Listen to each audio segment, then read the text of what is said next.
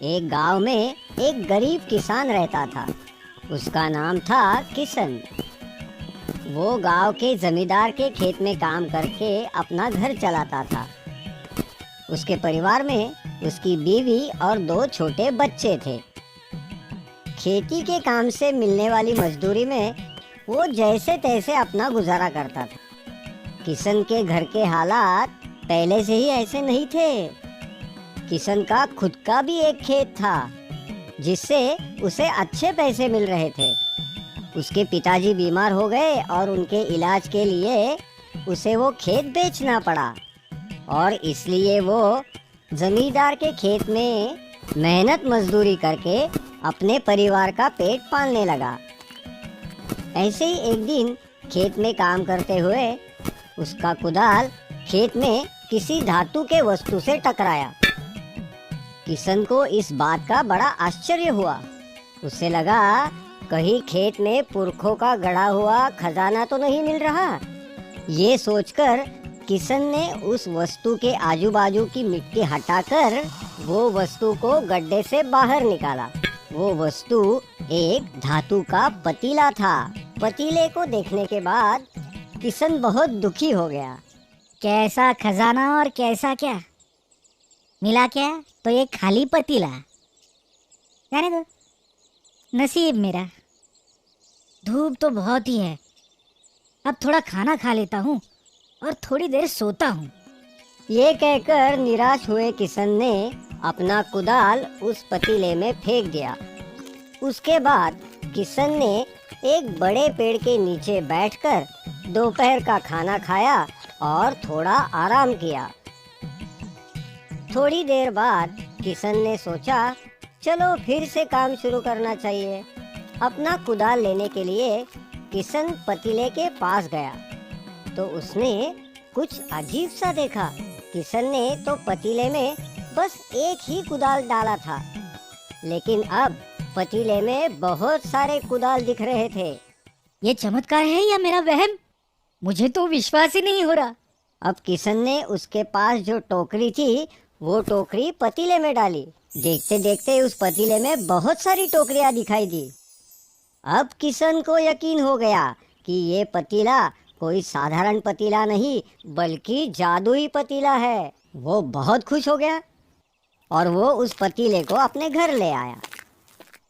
किशन उस पतीले में जो भी चीज डालता उस पतीले में उस जैसी बहुत सी चीजें बन जाती थी। फिर किशन उन चीजों को बाजार जाके बेचता था और बहुत सारे पैसे कमाता था। ऐसे करते करते किशन बहुत अमीर हो गया। फिर किशन ने कुछ गहने भी खरीद लिए और उसने जब वो गहने पतीले में डाले उसे बहुत सारे गहने मिल गए। किशन ने वो ज्यादा मिले हुए गहने बाजार में जाकर बेच दिए। अब किशन और भी अमीर हो गया। किशन का पड़ोसी था मोहन।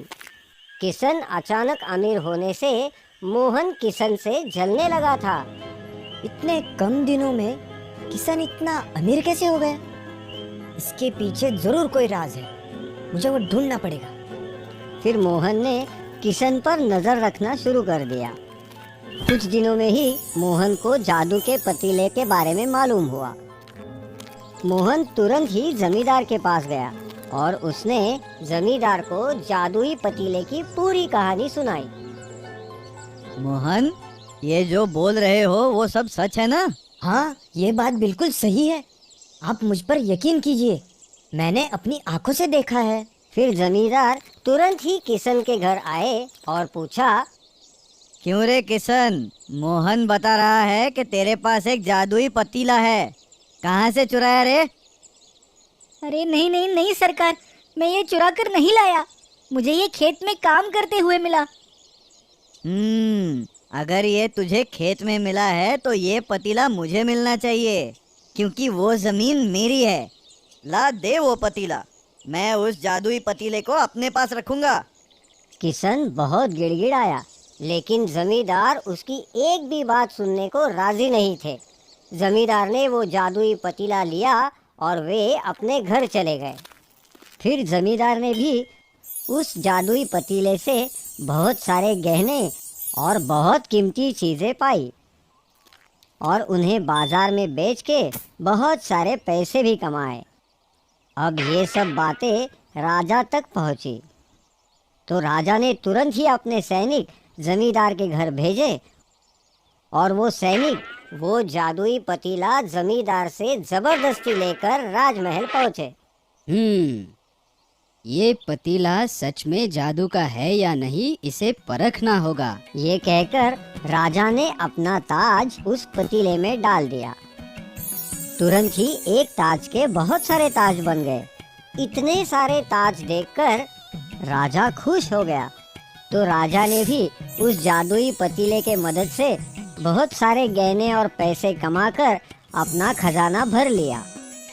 ये जादुई पतीला है, इसमें कोई संदेह नहीं। लेकिन पतीले के अंदर क्या होता है जिससे चीजें 2 गुना से भी अधिक मात्रा में प्राप्त होती है, ये देखना होगा। मैं खुद उस पतीले के अंदर जाकर देखता हूँ।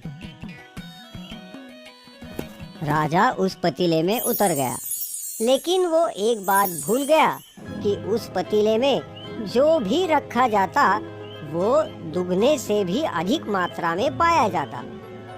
जैसे ही राजा पतीले के अंदर गया, तभी उसी वक्त जादुई पतीले से बहुत सारे एक जैसे राजा बाहर निकल आए। बाहर आते ही सब राजाओं में सिंहासन के लिए झगड़ा शुरू हो गया। मैं इस राज्य का असली राजा हूँ और तुम सब इस पतीले की जादू की वजह से बने राजा हो, इसलिए सिंहासन पर तुम्हारा किसी का भी हक नहीं है। मैं असली राजा हूँ, मैं बैठूंगा सिंहासन पर। तुम नहीं, मैं असली राजा हूँ। सुनो सब लोग, सिंहासन पर कौन बैठेगा इसका निर्णय हमारे बीच के युद्ध के बाद ही होगा। चलो तैयार हो जाओ। फिर देखते ही देखते उन राजाओं में सिंहासन के लिए लड़ाई छिड़ गई और उस घमासान लड़ाई में सब राजाओं ने एक दूसरे को मार दिया। लड़ाई में राज्य का असली राजा भी मारा गया और केवल इतना ही नहीं, इस लड़ाई में राजाओं के साथ जादुई पतीला भी टूटकर नष्ट हो गया। जल्दी ही ये खबर जमींदार और किशन दोनों को पता चली।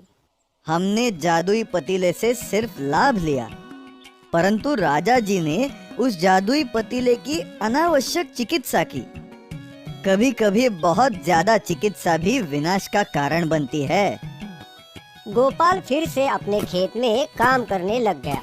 इस कहानी से हमें सीख मिलती है कि जिंदगी में मेहनत से भागकर कभी फायदा नहीं होता, हमेशा नुकसान ही होता है।